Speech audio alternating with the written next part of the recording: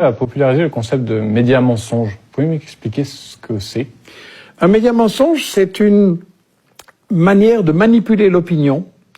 Moi, j'ai travaillé ça dans ce que j'appelle la propagande de guerre, qui est un concept qui vient de l'historienne Anne Morelli, qui a étudié l'histoire notamment de 14-18. Et la propagande de guerre, ça consiste à manipuler une opinion.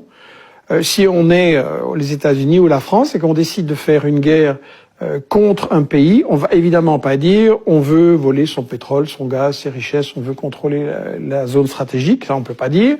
Et donc on va dire que on vient pour la démocratie, pour protéger les minorités, pour émanciper les femmes, contre le terrorisme, ça c'est le prétexte parfait, parce que s'il n'y a pas des terroristes quelque part, on en amène quelques-uns et le prétexte est tout trouvé.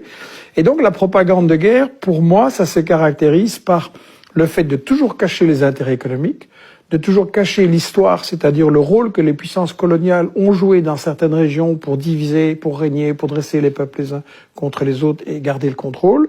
Ça se caractérise par démoniser l'adversaire, c'est-à-dire présenter des images de préférence qui le montrent comme un monstre, comme un grand danger, etc. Inverser l'agresseur et l'agressé. Meilleur exemple, Israël et la Palestine. On n'arrête pas de nous dire que les Palestiniens attaquent Israël. C'est quand même curieux. Israël les a chassés de leur pays, donc c'est lui l'agresseur. Et le cinquième principe de la propagande de guerre, c'est monopoliser le débat, c'est-à-dire empêcher... Vous savez, quand il y a une guerre, il y a toujours forcément au moins deux avis. Et donc, un spectateur devrait entendre les deux avis pour se faire son opinion. Et nous, à la télé, on a un seul avis. Il n'y a pas de débat contradictoire. Il faut toujours être pour la guerre. C'est patriotique, c'est humanitaire. Et donc voilà, ces 5 principes de la propagande de guerre, c'est ça qui est derrière ce que j'ai appelé le média mensonge. Je ne veux pas dire par là que les journalistes sont tous pourris. Je veux dire que le système des médias auxquels nous sommes soumis en France, en Belgique, aux États-Unis, c'est un système qui, comme le disait Herman et Chomsky dans ce livre « Fabriquer un consentement » que nous avons réédité là et qui, à mon avis, le livre qui explique le mieux les problèmes des médias en Occident, il disait, voilà, les médias ne sont pas là pour informer le public, mais pour lui faire accepter les décisions, les choix, les stratégies des gouvernements. D'accord. Est-ce que vous pouvez me donner d'ailleurs un exemple? Est-ce que la Libye... La Libye est tout à fait un exemple.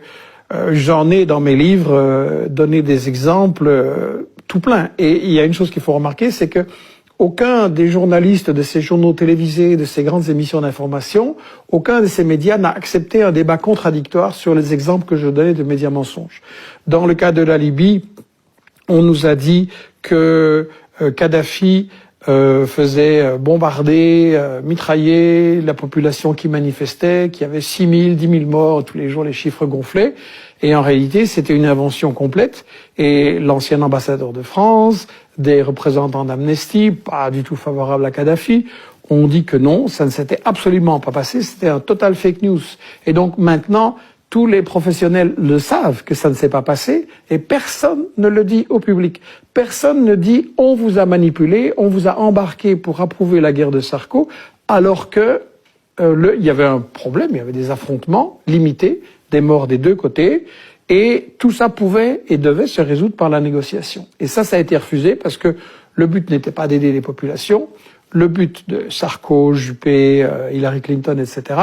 était de faire main basse sur l'argent, sur le pétrole de Kadhafi, sur ses réserves en argent, un pays qui n'était pas endetté, c'est extrêmement rare, qu'on ne pouvait pas faire chanter, et un pays qui servait de banquier alternatif, de FMI alternatif pour les pays africains qui voulaient échapper au chantage justement du FMI, de la Banque mondiale, des multinationales, et qui leur faisait un développement.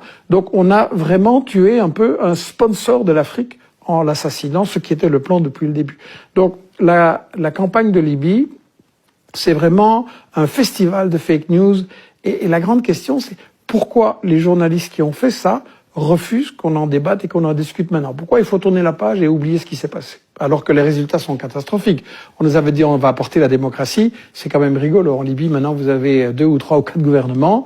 Vous avez la chasse aux Noirs, la chasse aux immigrés, la chasse aux femmes, vous avez de l'esclavage, c'est un foyer de terrorisme. Donc c'est catastrophique l'intervention de l'Occident. Donc vous estimez que les médias occidentaux en général sont assez suivistes dans la politique étrangère de leur pays? Je ne vais pas dire qu'il n'y a que les médias occidentaux qui font ça. Je pense que c'est quelque chose qui se produit un peu partout. Mais moi, je travaille là où je vis, sur ce que je lis, ce que je vois, ce qui influence les gens qui sont autour de moi. Donc je pense que dans chaque pays, c'est quelque chose qui doit être fait. Mais effectivement, les médias occidentaux sont plus que suivis, ils sont complètement intégrés. On va revenir aussi sur votre parcours.